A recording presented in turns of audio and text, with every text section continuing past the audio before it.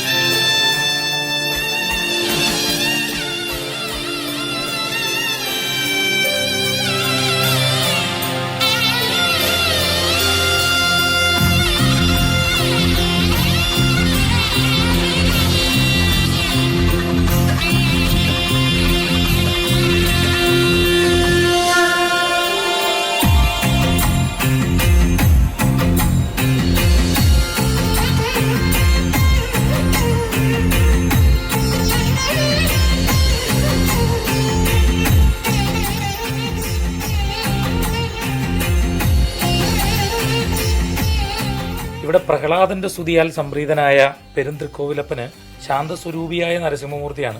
അതിവിടെ മാത്രമേ കാണാൻ പറ്റുള്ളൂ. അപ്പൊ പ്രാർത്ഥിച്ചാൽ എന്താ അച്ചട്ട് ഫലമാണ്. അല്ല, അപ്പൊ എന്റെ ഉണ്ണിഭൂതം എവിടെ? അതിലേ കാണിച്ചു തരാൻ പോന്നേ. വായു.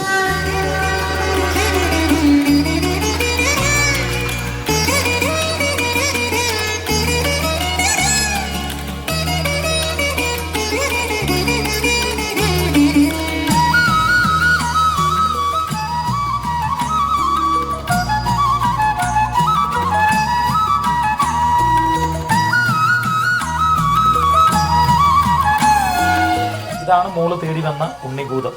മോള് മാല അവിടെ സമർപ്പിക്കും. നടയിലോട്ട് വെച്ചാൽ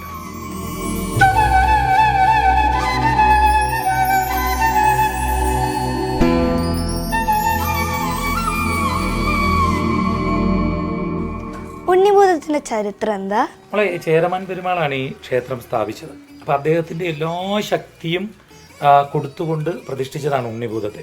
ഏറ്റവും വലിയ സംഭവം എന്ന് പറയുമ്പോൾ മോളെ, സംസാരിക്കാത്ത കുട്ടികൾ ഇവിടെ വന്ന് സംസാരിച്ചു എന്ന് ഇവിടെ ഒരു വിശ്വാസമുണ്ട്. അതുമാത്രമല്ല വിദ്യാഭ്യാസം, അതിനൊക്കെ വന്നിട്ട് കുട്ടികൾ പ്രാർത്ഥിക്കുന്നത് ഉണ്ണിഭൂതത്തെ. ഏറ്റവും വലിയ സംഭവം ഇവിടെ കുട്ടികൾക്ക് ചോറൂണ് നൽകാറുണ്ട്.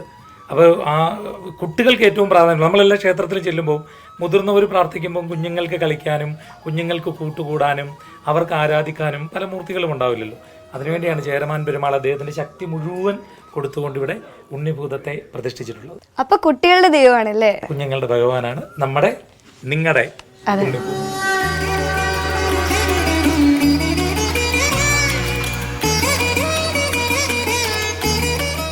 ഇനിയുണ്ട് ഇവിടെ ഉണ്ണിഭൂതത്ത് നമുക്ക് കുറേ കാര്യങ്ങൾ ചെയ്യാനുണ്ട്. ഈ മണി ഉണ്ണിഭൂതത്തിൻ്റെ നടക്കിലൊന്ന് സമർപ്പിച്ച് ഭക്തിയോടെ പരീക്ഷയ്ക്ക് ജയിക്കണമെന്ന് പ്രാർത്ഥിച്ചിട്ടൊക്കെ സമർപ്പിക്കും.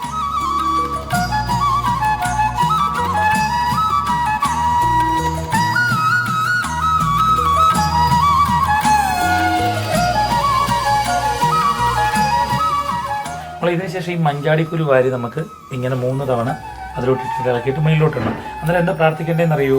ഉണ്ണിഭൂത മഹാദേവ ശൈവാംശപ്രീത മാനസ സർവാഭീഷ്ടപ്രധാനായ സന്തതം പ്രണതോസ്മ്യഹം എന്ന് പ്രാർത്ഥിച്ചുകൊണ്ട് വേണം നമ്മളത് ചെയ്യാൻ.